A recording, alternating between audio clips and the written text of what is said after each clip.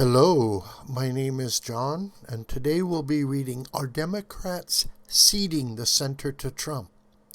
By Pat Buchanan on Townhall, July 9th, 2019. Since the Democratic debates in June, the tide seems to have receded for the party and its presidential hopefuls. In new polls, only Joe Biden leads President Donald Trump comfortably. The other top-tier candidates, Senators Bernie Sanders, Kamala Harris, and Elizabeth Warren and Mayor Pete Buttigieg, are running even with Trump, a measurable drop. A Washington Post ABC poll just found Trump at 47% approval, a new high for his presidency. Apparently, the more the nation sees of the alternatives to Trump the Democrats have on offer, the better the Donald looks. For Democrats, this is not good. Not good at all. For a while, Donald Trump has run a daily gauntlet of dreadful media for 2 years. These Democrats have had only one debate and a few weeks of close coverage. Between now and the New Hampshire primary, they will be going after one another and receiving a far more thorough vetting by a media in constant search of failings and flaws, especially of front-runners. Traditionally, all candidates suffer attrition as the primaries come closer, for it is then that their lagging rivals become more desperate in their attacks, and the media coverage becomes more intense. Other problems have now arisen for the Democrats because of the issues that have come to the fore: race, radicalism, and the border. None looks like a winning Democratic issue in November 2020. The race issue surfaced in the debate when Biden was called out by Harris for his professed friendships with segregationist senators like Herman Talmadge and James O. Eastland, and for Joe's impassioned public resistance to the court-ordered busing of black and white children for racial balance in the public schools of the 1970s. Harris defending busing as a necessary remedy to segregation and added that as a little girl she had been a beneficiary. "If your friends like Eastland had their way," said Harris, "I would not be here in the Senate." For days, the issue dogged Biden, who last weekend apologized for any hurt he had caused. Biden seems to have recovered most of the ground lost from Harris' attack, but that this racially charged issue threw him on the defensive for weeks assures it will be raised again by opponents to trip up the front runner.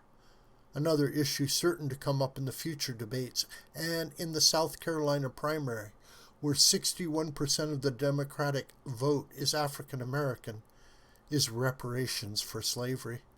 Several candidates have already endorsed a commission to study reparations, and Biden and every other candidate will have to take a stand. Yet recent polls show that Americans by 2-1 are opposed to paying reparations for a system of slavery that was abolished 150 years ago.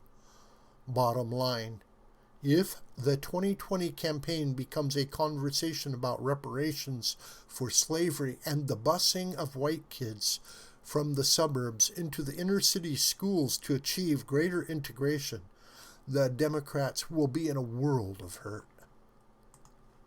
On border security, indispensable to Trump in 2016, Democrats in the debates came out for ending criminal detention of people invading our country and for providing free health care for migrants who successfully break into the USA.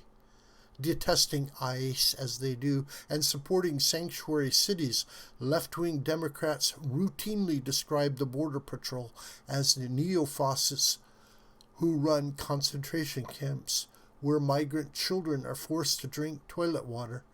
The Democrats are becoming an open borders party. What is their solution to the hundreds of thousands of migrants who annually arrive at our borders? foreign aid. They want to create a Marshall Plan for Honduras, Guatemala, and El Salvador so refugees will stay home rather than come to the USA for the health care Democrats will provide at taxpayer expense. Among other ideas advocating by leading Democratic candidates, free college for all, cancellation of all student loan debt, Medicare for all, an end to private health insurance and the companies that provide it, the abolition of the Electoral College, expansion of the Supreme Court to 15 justices, the abolition of ICE, a phase-out of all fossil fuels for a carbon-neutral country, and repeal of all Trump tax cuts. What is causing the moderate Democrats to adopt what they used to regard as radical positions? The party base, which votes in primaries and is further left than it has ever been. Also pulling the party leftward is Alexandria Ocasio-Cortez and her sisters in Congress, who receive extensive and indulgent media coverage and have a powerful following among millennials. What the Democratic Party is risking today, and what many of its leaders recognize, is it will be pulled so far outside the mainstream of America politics in the nomination battle that its nominees will not be able to make it back close enough to the center to win.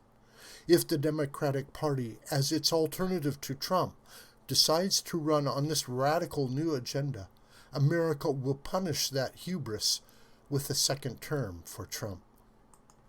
This video is a production of the School of the White Crane. Hi, my name is John Brooker. Please subscribe to this YouTube channel, and please share this video with family and friends and on social media. May God richly bless you, my beloved.